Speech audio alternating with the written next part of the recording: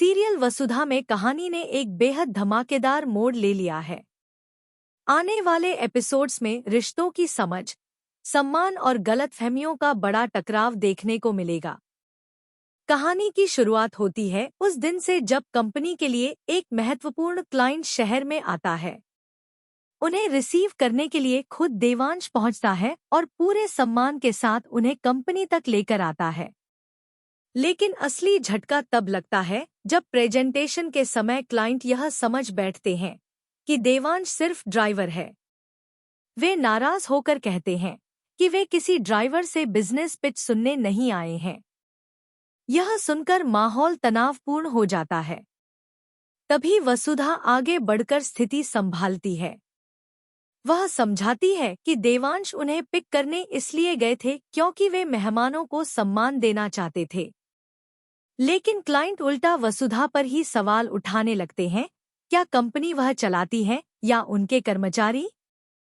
Client की इस बात से चंद्रिका को भी गुस्सा आ जाता है और वह वहां से चली जाती है। बाकी लोग भी माहौल खराब देखकर निकलने लगते हैं, लेकिन वसुधा हार नहीं मानती। वह क्लाइंट को रोकती है और देव के साथ मिलकर आत्मविश्वास से प्रेजेंटेशन देती है। प्रेजेंटेशन इतना प्रभावशाली होता है कि क्लाइंट का नजरिया बदल जाता है। तभी अविनाश सच्चाई बताता है कि जो व्यक्ति उन्हें पिक करने गया था वही कंपनी का सीईओ देवा सिंह चौहान है, और जो महिला उनका स्वागत कर रही थी वही उनकी पत्नी वसुधा है। साथ ही वह यह भी बताता है कि इस कंपनी में कोई काम छोटा या बड़ा नहीं होता, हर कोई मिलकर काम करता है। यह जानकर क्लाइंट बेहद प्रभावित होते हैं। वे 1 साल के बजाय 3 साल का कॉन्ट्रैक्ट साइन कर लेते हैं। यह कंपनी और पूरे परिवार के लिए बड़ी जीत साबित होती है। घर पर मिठाइयाँ बांटी जाती हैं और सभी खुशियाँ मनाते हैं। चंद्रिका भी इस सफलता से बेहद खुश होती है। लेकिन कहानी यहीं खत्म नहीं होती। जब देव बाद में वसुधा के घर जाता है तो हनुमंत उससे सवाल जवाब करने लगते हैं। तभी वसुधा एक अनोखा कदम उठाती है। वह देव के हाथ में झाड़ू और पोछा थमा देती है और कहती है कि अगर वह सच में इस परिवार का हिस्सा बनना चाहता है तो पहले इस घर के कोने-कोने को साफ करके दिखाएं, ताकि उसके बाबा को यकीन हो सके कि वह उनके लिए सही है। यह देखकर हनुमंत खुद शांत हो जाते हैं। लेकिन सारिका यह सब देख लेती है और जाकर सारी बात चंद्रिका को बता देती है। यह सुनते ही चंद्रिका भड़क उठती है। उन्हें लगता है कि वसुधा ने देव का अपमान किया है और अब वह वसुधा पर गुस्सा निकालने वाली है। अब सवाल यह है कि देव इस स्थिति को कैसे संभालेगा। क्या वह अपनी मां को समझा पाएगा कि वसुधा ने अपमान नहीं बल्कि समानता और अपनापन दिखाया है? और क्या यह नया तूफान वसुधा और देव के रिश्ते को और मजबूत करेगा या फिर दरार डाल देगा? आने वाले एपिसोड्स में भावनाओं, सम्मान और रिश्तों की असली परीक्षा देखने को मिलेगी। कहानी आगे और भी दिलचस्प मोड़ लेने वाली है। चंद्रिका गुस्से में सीधे वसुधा से सवाल करने का फैसला करती है। उनके मन में यही चलता रहता है कि जिस लड़के ने कंपनी की इज्जत बचाई उसे घर में झाड़ू पोछा करने के लिए कैसे कहा जा सकता है। उन्हें लगता है कि यह देव की हैसियत को कम दिखाने की कोशिश है, लेकिन सच इससे बिल्कुल अलग है।